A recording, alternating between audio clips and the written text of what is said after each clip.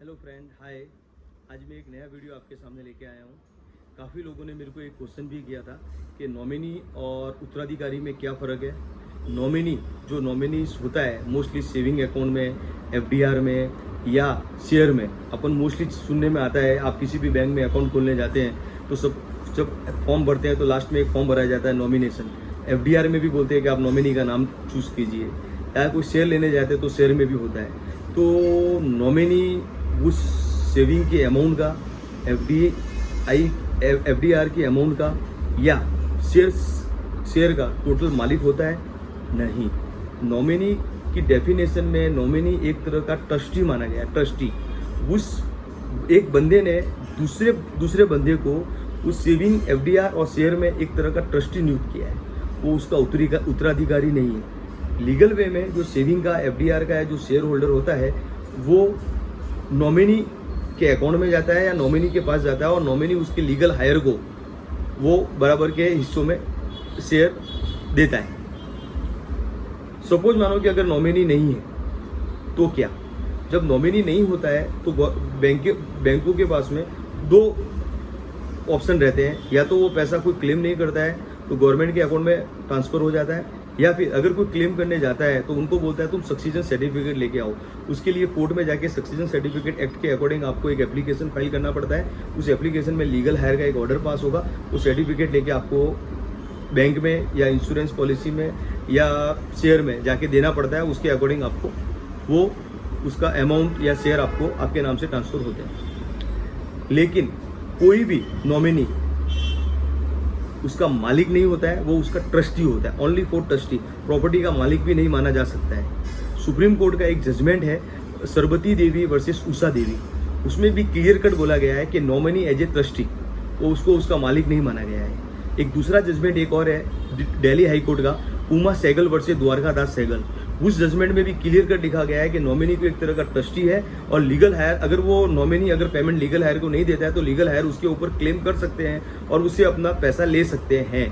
Nominee as a, बहुत लोगों को ऐसी गलतफहमी है कि नॉमिनी बन गया तो सारा का सारा पैसा नॉमिनी के अकाउंट में ही जाएगा, उसके लीगल हायर उसको क्लेम नहीं कर सकते। ये गलत है। वो पेमेंट लीगल हायर का है, नॉमिनी एज ए एक ट्रस्टी है। दूसरा एक जजमेंट सुप्रीम कोर्ट का एक और है सप्रा सेन गुप्ता वर्सेस मिर्दुल सेन गुप्ता।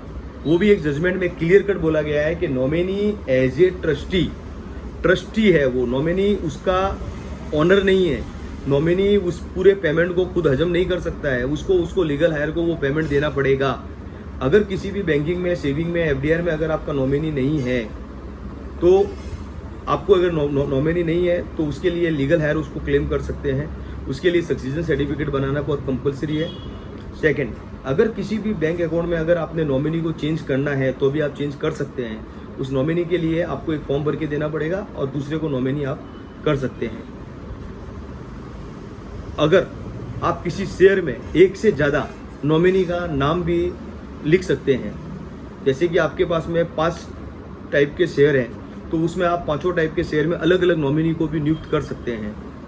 लेकिन इंश्योरेंस पॉलिसी में थोड़ा सा इसका अपवाद है, थोड़ा सा चेंज है। इंश्योरेंस पॉलिसी में 2015 में एक नया अमेंडमेंट किया था।